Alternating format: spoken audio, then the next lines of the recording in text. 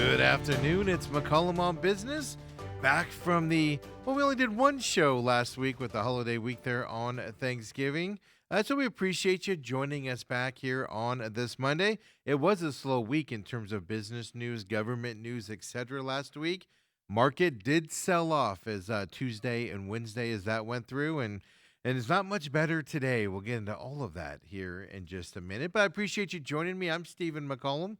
And for the next 30 minutes or so, I'm going to get you updated on what's happening around the business world, especially after this holiday weekend. Of course, big selling weekend in terms of retail out there. And Cyber Monday here today. Those will be our first stories coming up. Let's get right into it with that Market Watch.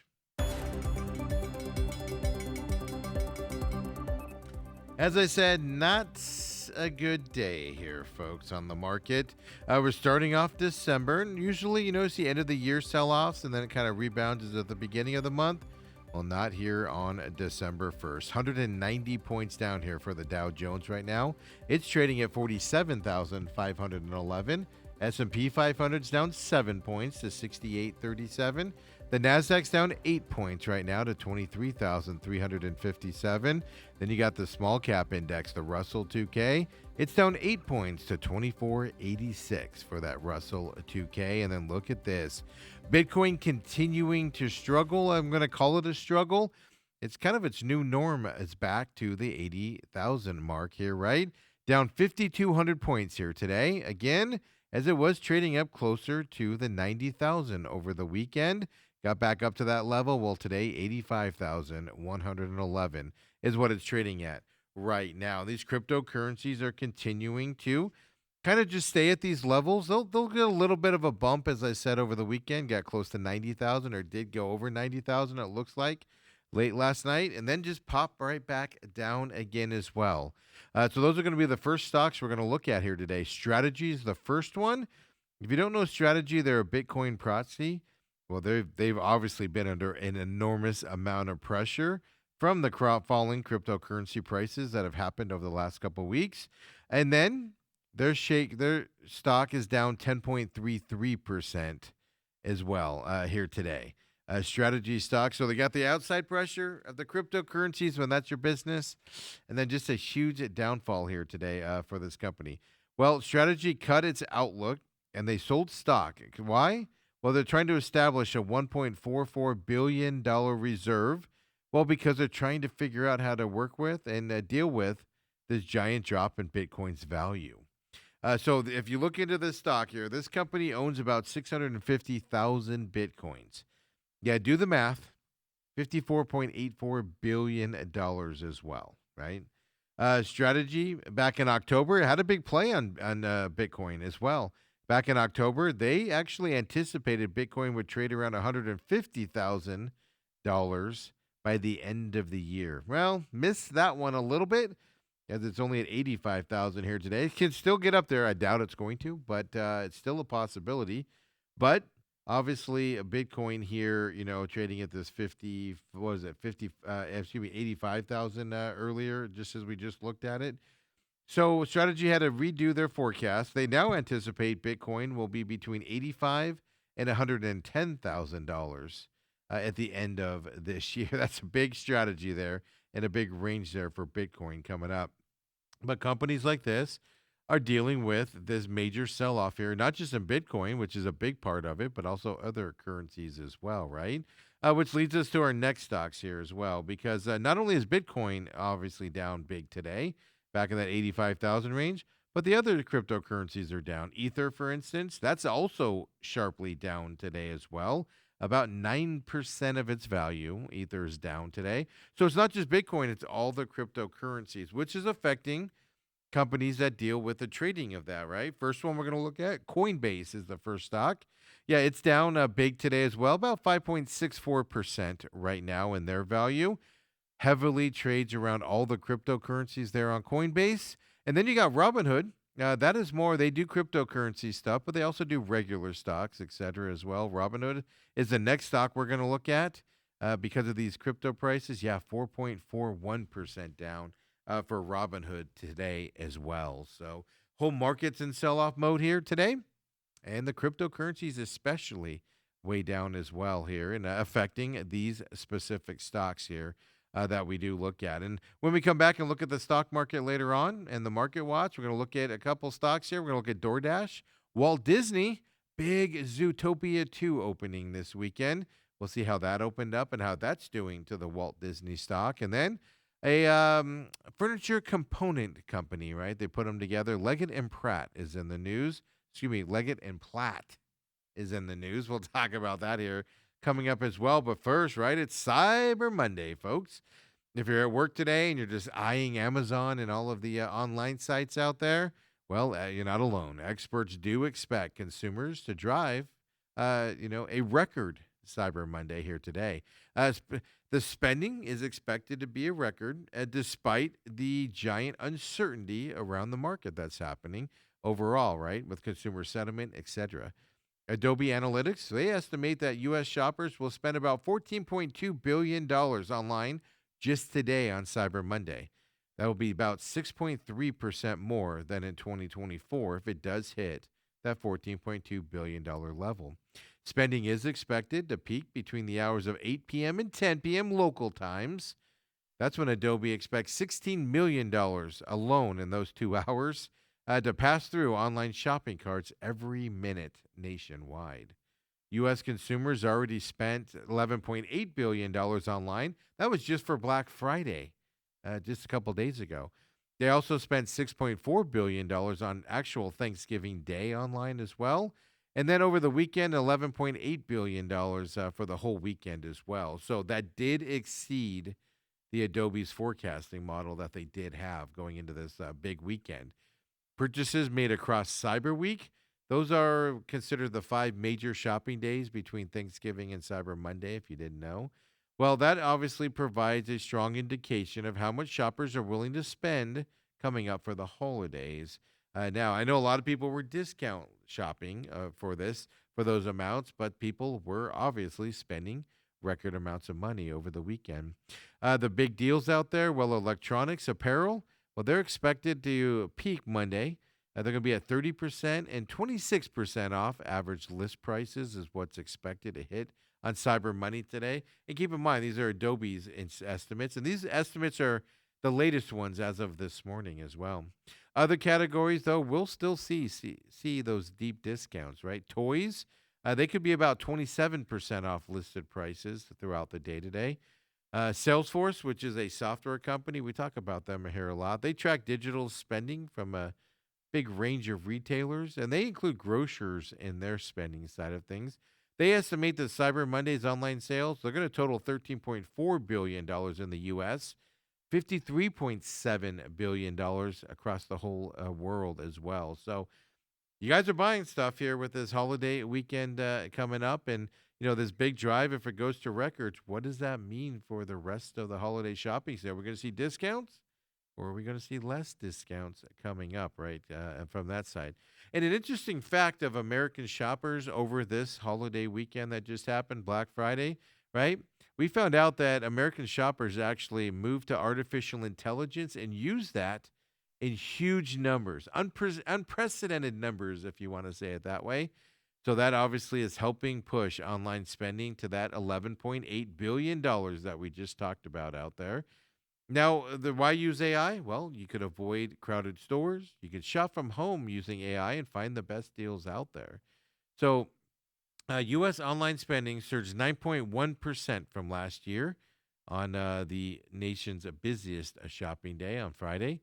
And Americans increasingly relied on that AI powered chatbots to compare prices, even track deals that were going on as well. So, Adobe Analytics gave us all this information. So, everybody is using AI to find the deals. How much?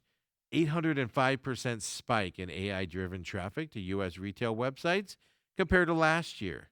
This is interesting because Walmart's Sparky, their tool, Amazon's Rufus, if you're that, well, they weren't available last year at all for those sites. They are available this year, right? So that kind of leads to that big 805% increase with the new AI tools out there.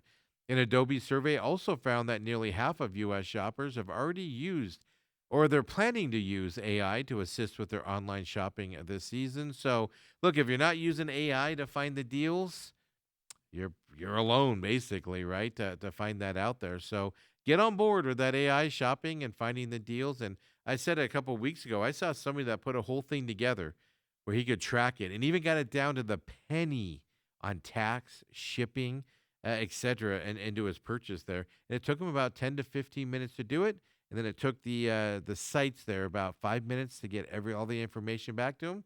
He just hit purchased and moved on with his deal once he got that AI algorithm to where he wanted it to be. It's fascinating watch to see, but everybody's using it now, folks, out there. So that's kind of the weekend here in terms of shopping. Obviously, retailers need this holiday to sell a lot with the kind of the up and downs that's been happening throughout the market here, and so far off to a good start with that $11.8 billion as well. And not it wasn't smooth for everybody out there.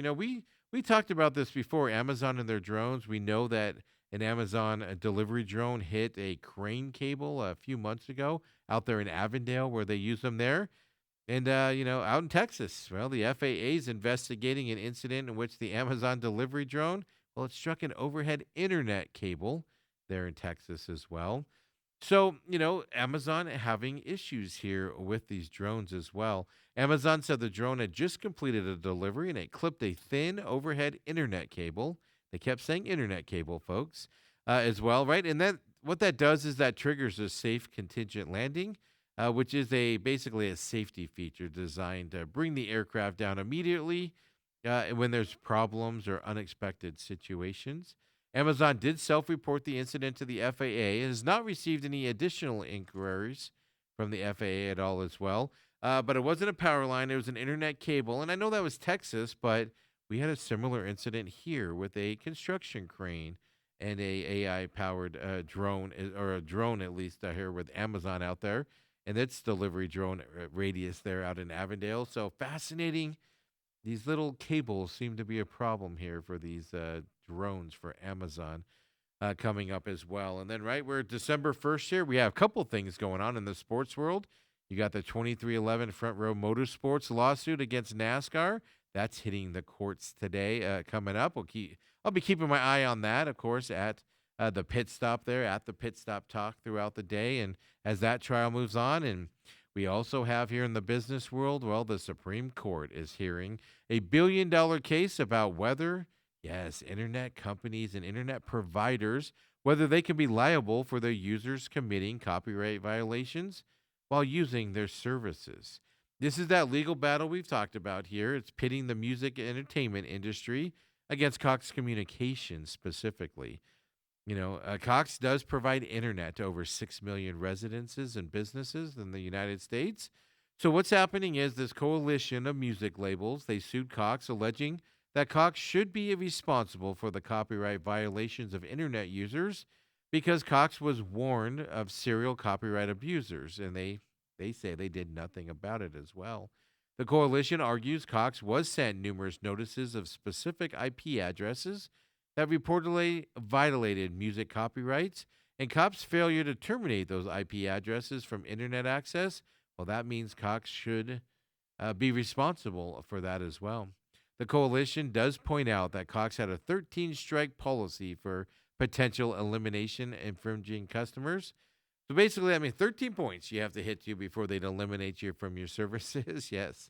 Cox acted against a customer based on how many complaints it received about a particular user. And interesting enough, in this lawsuit, because it's been a lawsuit, it's hitting the Supreme Court now. It's been through the court systems already. Otherwise, Cox manager actually came out and who oversaw that Digital Millennium Copyright Act. Yeah, that's the law at issue here. He actually told his team via email F the at DMCA at one point, and that made it to the court cases as well. That's not a good look, right, when you're fighting it. The Fourth Court Circuit of Appeals and a jury agreed with the coalition so far in these cases. The jury awarded the coalition more than $1 billion in damages because of Cox, Cox users illegally using their services. Of course, Cox is arguing to the Supreme Court and that it should not be liable for customers' actions because it never encouraged the copyright infringements. And even its terms of service actually prohibit illegal activities. And also, Cox does not make any money, let alone additional money, when customers use the internet to infringe on those copyrights. Like they're not getting an extra fee when they infringe on them. So Cox did specify that less than 1% of its users infringed on music copyrights, and that its internal compliance measures got 95% of that less than 1% to actually stop doing the illegal copyright music at that time. Cox does assert that if the Supreme Court does not side with them, and this is the important part here because I agree with this, Cox is saying that it means terminating entire households, even coffee shops, hospitals, public internet, right? Universities, even regional internet service companies as well, ISPs as well. People aren't going to want to be in charge of internet anymore if you can get sued for billions of dollars if somebody uses your services illegally, right? So that's Cox's argument in terms of what could happen here if the Supreme Court does go against them here today. So big case here coming up that will affect the internet industry as well out there. And I don't know if you saw this story last week. We didn't get to it on our last show on Monday. We had it fired up for Tuesday that we weren't able to do a show. But do you guys remember this story last week of the Campbell's, right? The food company and their executive who went on this big rant and recorded on through a lawsuit and, you know, talking about how crappy their food was and how it's for the poor people. And this was an executive for Campbell's, right? Well, last week before the Thanksgiving holiday, Campbell officially fired that executive, accused of making not just mocking its products and customers, but making racist comments as well out there. So Campbell's did officially fire that executive.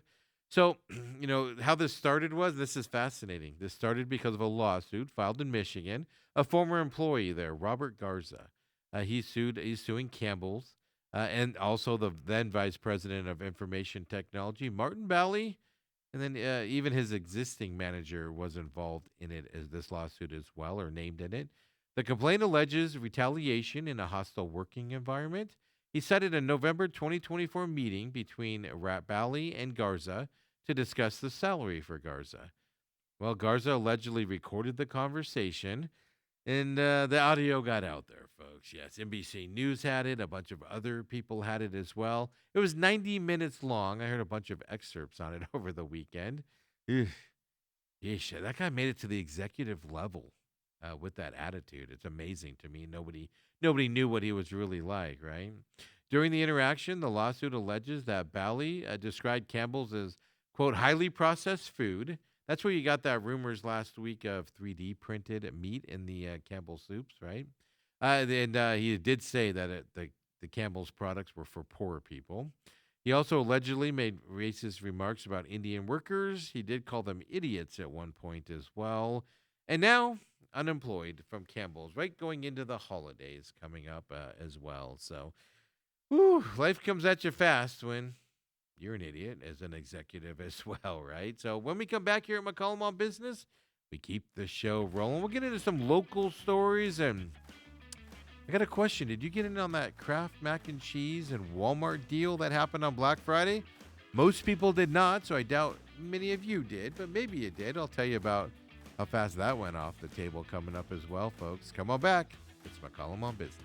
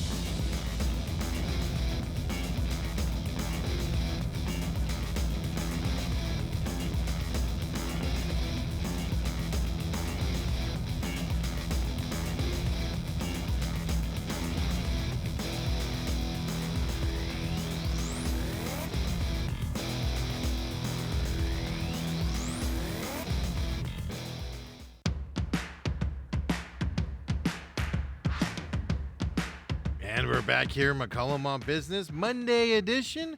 Yeah, we did one show last week on the holiday week, and then kind of just business died off. So took the rest of the week off and had a nice holiday. Hopefully you did as well. We're back here on this Monday and rolling along this week here, McCollum on Business. Don't forget, live here at 11 o'clock, Robat TV. As soon as we're done here, on demand at Robat TV, on demand on the YouTube page here for the production company that does the shows that we are responsible for here as well. There on YouTube. Catch us there on YouTube as well. For this show, of course, the main event in the can for the day here on this Monday. A lot of football with ASU losing to U of A on Friday night. As Scottsdale Christian Academy, third championship in a row for them on Saturday night. Then, of course, Cardinals lost yesterday as well. Bruce Cooper comes up tomorrow and joins us, of course, longtime sportscaster here in the Valley. Joins us on Tuesdays, live 8 to 10 a.m. here at Robat TV. On demand right afterwards, YouTube page as well, all on the same YouTube page. And then that has a free podcast system as well for you, for your favorite podcast out there. Check it out. Anything, Spotify, Google, Apple, etc. It's there for you to listen to if you'd rather just listen to it. Share us with your friends. Like and subscribe if you would. And, of course, that's me and 17-year NFL veteran Dale Hellestrey throughout the week. And then, of course, you saw the ad there as well for the pit stop. On hiatus right now because racing season's over. It doesn't kick back up away until the end of January, beginning of February. But there's some big things going on, right? Follow us at the shows are on the YouTube page as well. There is a free podcast at the Pit Stop Talk. There's even social media there at the Pit Stop Talk as well on X. Follow us there as well. Well, the big lawsuit, 2311 Front Row Motorsports suing NASCAR, and that is in the court systems as we speak. We'll have updates and highlights as we hear them on the social medias, and maybe this week we'll do an emergency podcast as well to talk about the outcomes and how the court system went and our thoughts on that out there. I think this is going to, regardless of how it goes, whichever way it goes, whether with NASCAR or these two teams, it's going to fundamentally change the way that NASCAR is currently run out there. So it is an important court case that we are dealing with right now as well. So, and then, of course, the shows there at the Pit Stop Talk on any of your favorite podcast systems. And we'll see about an emergency show later on as well. We'll get that announced out if we do get to one, depending on how the court cases go. Of course, the Real Matrix took last week off on Wednesday, back this week, Wednesday at noon. The Angry Patriots wants to get you set up on what's happening around the world and how the government and the world works out there. New episode coming this week as well. I saw a lot of you catching that. It's got its own channel here at Robat TV. Of course, on demand every Wednesday at noon. Of course, on the YouTube channel as well. And it does also have a free podcast on your favorite podcast system as well. The Real Matrix is what you search for, and that'll pop right up for you as well. Catch it on the YouTube page or here on demand at Robat TV also. And a new episode this Wednesday. 9 are already out there. I saw a lot of you getting caught up on it over the weekend. And I saw numbers here when I pulled them late last night as well. So we appreciate that out there. And share us with your friends, would you? If you'd like to do a show or have a show idea or know somebody that does, get them in touch with me as well. We've got plenty of space for people to come in, even if they just want to do a podcast, no visuals.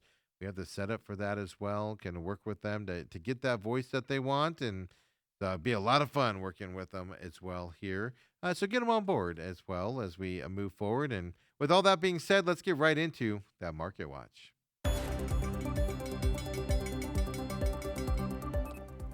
Well, as we said, just a sell-off day here for the markets that we're dealing with. Nothing you can really do about it. Except just to deal with it here as everything is in sell-off mode. Depressing, right? Starting December 1st with this type of a category out there. Yeah, the Dow Jones is still down. It's down 156 points right now. The S&P 500 is down 5 points. The Nasdaq's down 23 points. And then the Russell 2K, that small cap index, is down 8 points right now as we are looking at that. And, just sell-off mode. It was a sell-off mode last week. Not surprising at the end of the month because a lot of people sell off at the end of the month to budget their numbers, tax reasons, etc. out there. Yeah, but then the shocker still is the Bitcoin, right? We talked about that in the first hour. Those were stocks we paid attention to. It's down 5,000 points right now. 85,362 is what that is trading at right now. We'll have to keep our eyes on those cryptocurrency. Ether's down 9% today as well. For those of you that dabble into that type of investing out there. And then stocks we're paying attention to. First one's going to be DoorDash here. Yes, you know DoorDash, food delivery site, up 4.86% right now for them.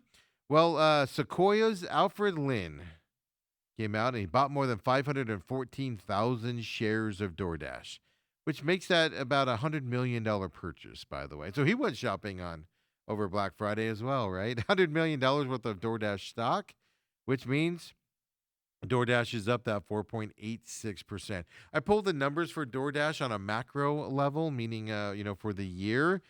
So over the past year, DoorDash has been up just about 13, 14% for the past year.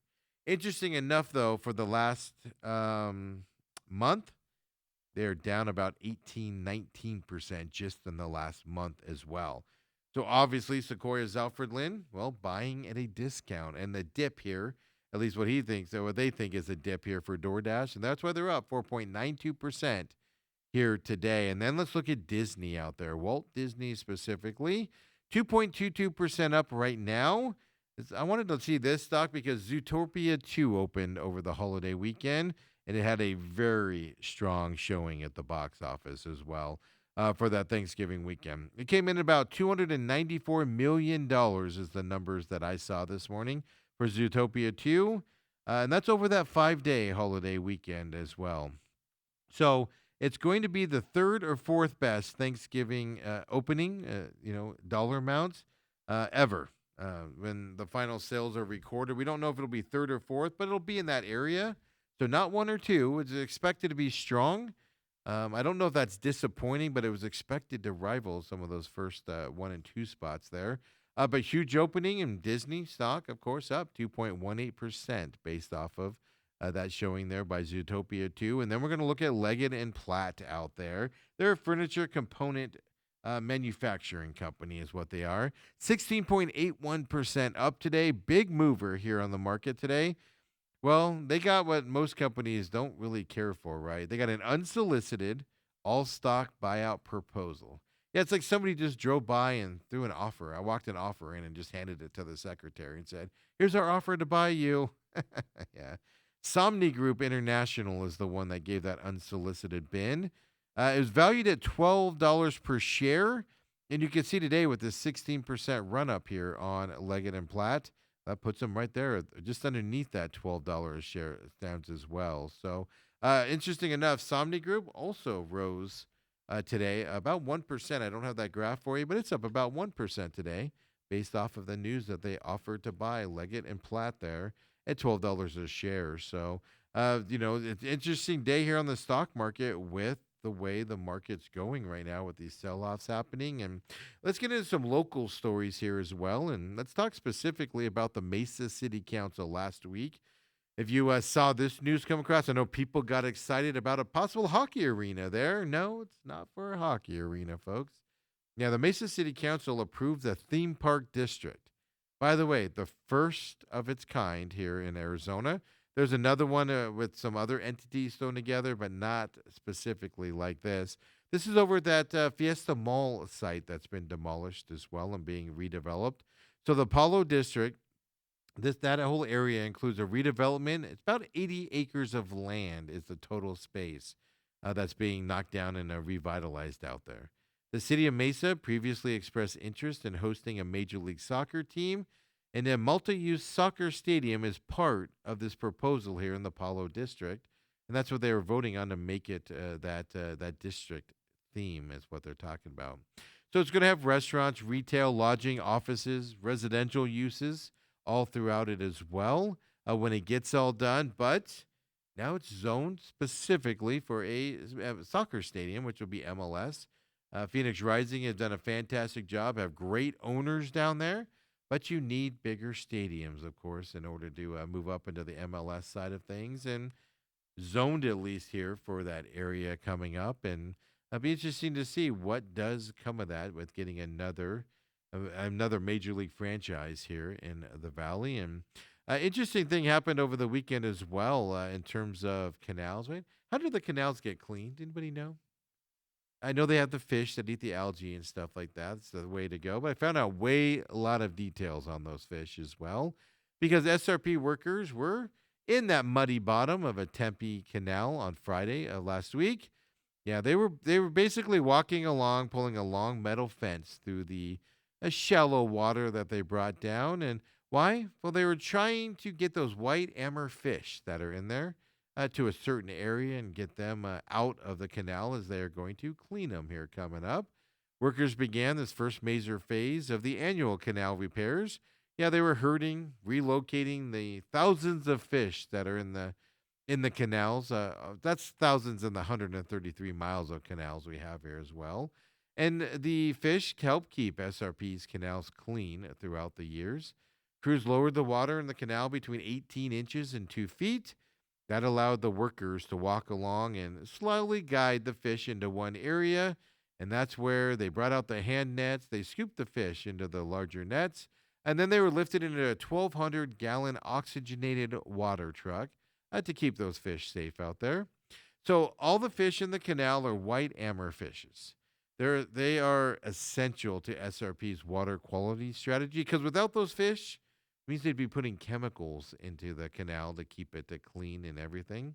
So SRP's, here's the information on the white amber fish I found out that is fascinating to me. So SRP stocks those white amber fish in the canals. They eat the aquatic vegetation and everything bad in the canal that grows in there, right? That way, SRP doesn't have to use those chemicals or even mechanically remove the vegetation.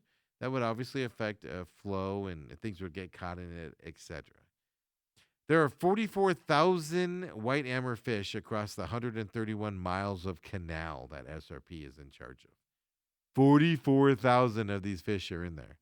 They're triploid, which basically means they have an extra set of chromosomes, and they actually can't reproduce. They have to build them. They have to build them. They have to make them, and then put them into the water and ship them here also as well. Each fish must be certified before being shipped nearly 1,000 miles to get here to Arizona in the canal system.